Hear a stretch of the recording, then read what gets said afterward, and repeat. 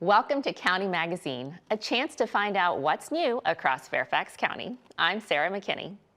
On this edition of the show, make a real difference in a child's life. Tax relief for seniors and people with disabilities, and neighbor helping neighbor with the village programs. Plus, in Fairfax County, the Fairfax County Public Libraries go fine-free.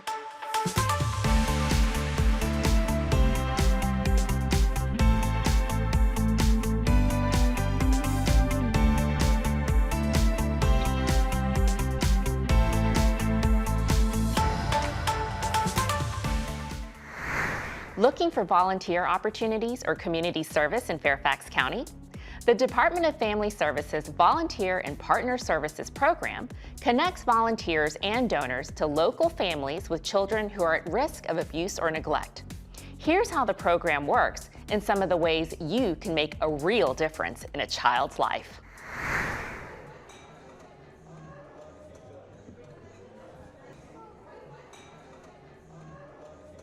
My mentor, Jenny, she's really fun and funny. She always wants me to try new things. When I'm having a rough day, she's there for me. And I don't need somebody else because she's the one, 5 people in one person. Whose job is it to keep children safe? All together. Grown-ups, right? Grown-ups or adults? It's an adult's job, it's a grown-up's job to keep children safe. Volunteer and Partner Services works to support the community by engaging with volunteers and community partners to help support families with children who might be at risk of abuse or neglect or are in need of additional resources. We help build on families' strengths. Some of our key volunteer programs are our Administrative Assistant Program, which includes volunteers who are able to offer their time to provide administrative support to our Children, Youth, and Family Division staff, which allows them to focus more of their time on the children and families that they work with. Our Befriend a Child program is a mentoring program which connects volunteer mentors with children who are in need of another positive role model in their life. When I started the program, both girls were fairly shy.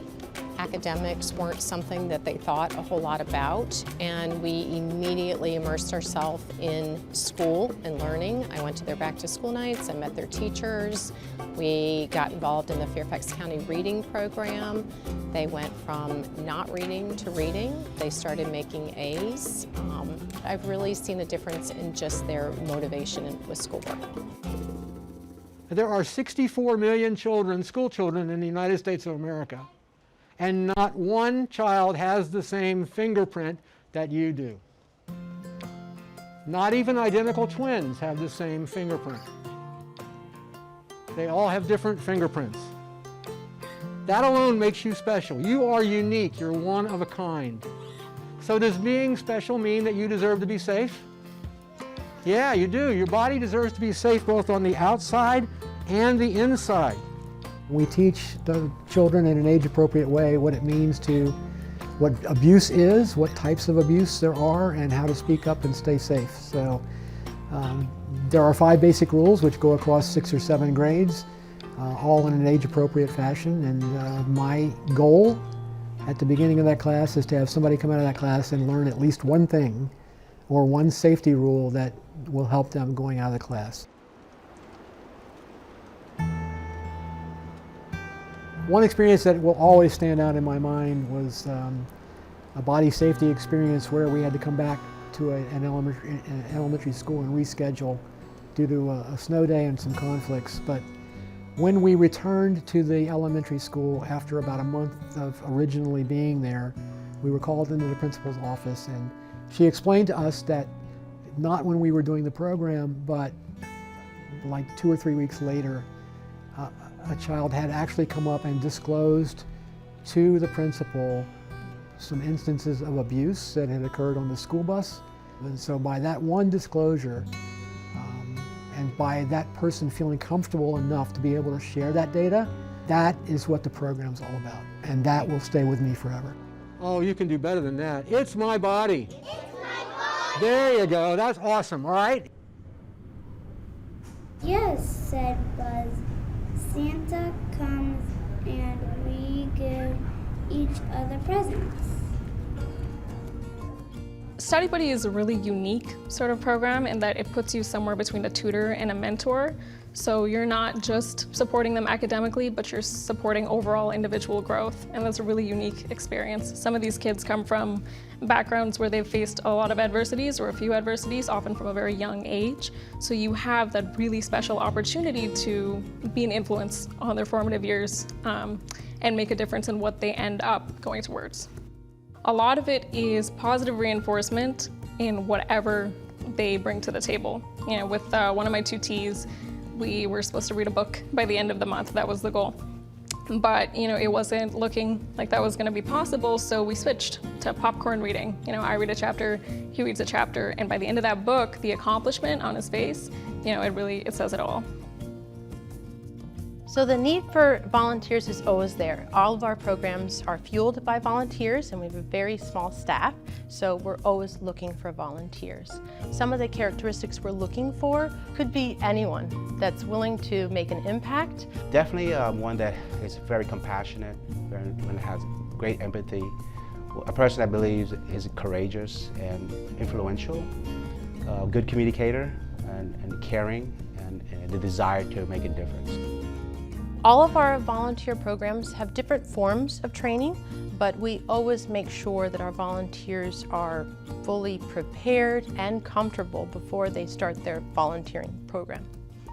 If you're hesitating at all, if you think you're not experienced enough or, you know, understanding enough to be in this position, you know, don't think so. I was in high school when I started. I did a lot of growing up in that position. My sense of empathy really matured, and so this is a position for anybody. It's really easy or easier to make an impact in someone's life, in a child's life, in a family's life than we may think. And the volunteering experience with us is not only rewarding for the families that we work with, but it's extremely invaluable to us and an experience you will never forget and definitely always cherish.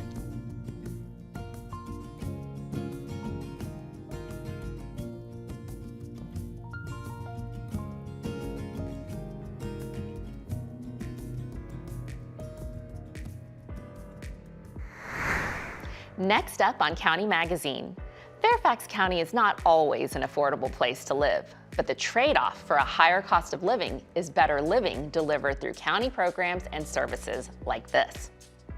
The Department of Tax Administration offers a newly expanded real estate and vehicle tax relief program to our older and disabled neighbors, so more residents can age in place. But first, aging in place is a practice that is growing within the neighborhoods of Fairfax County, thanks to a national initiative embraced by our health department called the Village Programs. The core of Village Programs is neighbor helping neighbor, allowing older adults to remain in their homes longer. Here's more. The Villages program is a grassroots community-based organization it's actually nationwide, that started about 10 plus years ago, and it is serving the needs. It's a direct result of seniors wanting to age in place and be a part of their community. They're really thriving, energetic groups of people who are supporting seniors in ways that keep them active and happy and provide that little bit of support as they need it. Important things that you kind of take for granted as you're getting older and you're in your home, maybe you have some mobility issues, you're starting to not be as steady.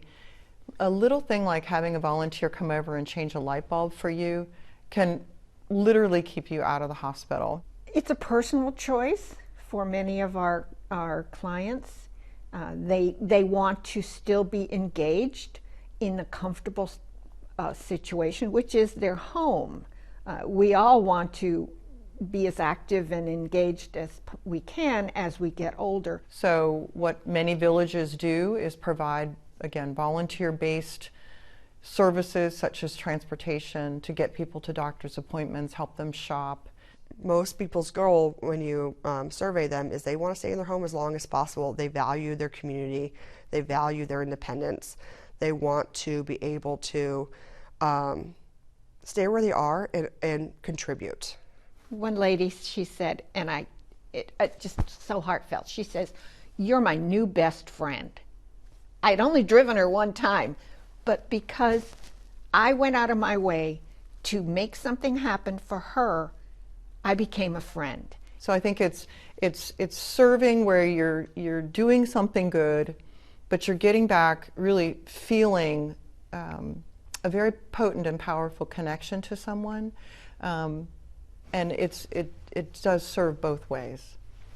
It's made me a better person, I think.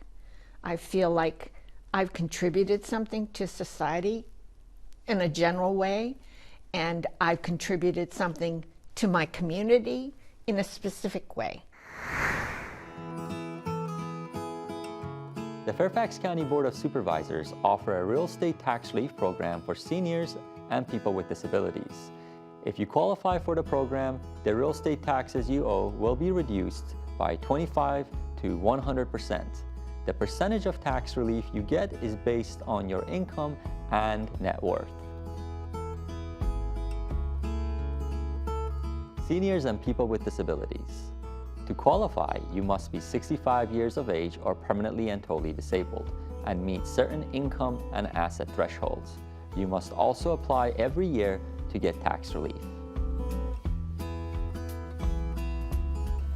The Board of Supervisors expanded the real estate program to allow people with higher incomes and net worth to qualify, added a new tax relief bracket, and offer an option to defer tax payments. For example, the income limits to get 100% tax relief was raised. It increased from $52,000 to $60,000, and the overall net worth limit for tax relief has been raised from $340,000 to $400,000. The changes to the program will be rolled out over 2 years, starting in January 2022. The new maximum income and net worth limits will take effect, and you will be eligible for tax relief if your income doesn't exceed $90,000 and your net worth is no more than $400,000. We encourage you to apply starting as early as February. The program's other expanded benefits will be available beginning in January 2023. You can get more details and information about the tax relief program online or call the Department of Tax Administration.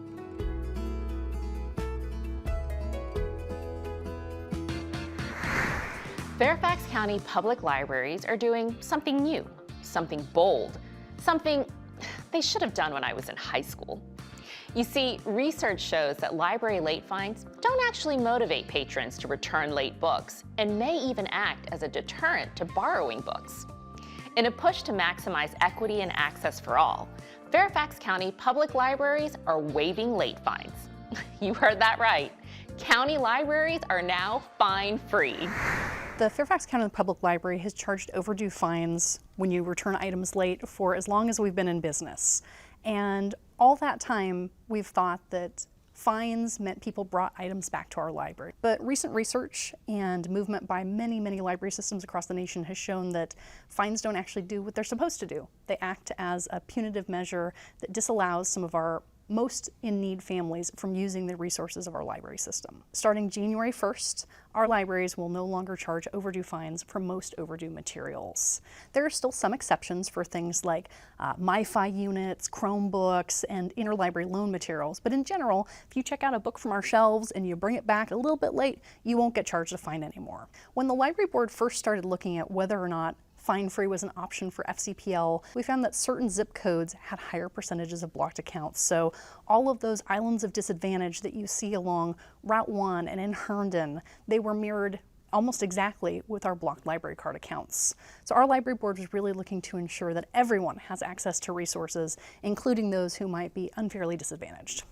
Our library system is a huge proponent of the county's One Fairfax equity stance, that everyone deserves equal treatment in our county spaces, And the library wants to live up to those values, which is why we looked at going fine-free. When you think about the fact that people are already paying for these resources with their tax dollars, and that you can walk into this facility and sit down and pick up a book, but if you have fines on your account, you can't take them home, you can't use them for the time you might want to, that creates a real equity issue for us. So in the name of One Fairfax and in the name of supporting all of our residents, this move to going fine-free is a really great step to ensuring everyone has access. Well, that does it for this edition of County Magazine. Thanks for joining me. Remember, there are countless ways to get involved in your community to make Fairfax County an even better place to live, work, and play. Best wishes to you this new year. May 2022 bring peace, health, and prosperity to us all. I'm Sarah McKinney. See you next time.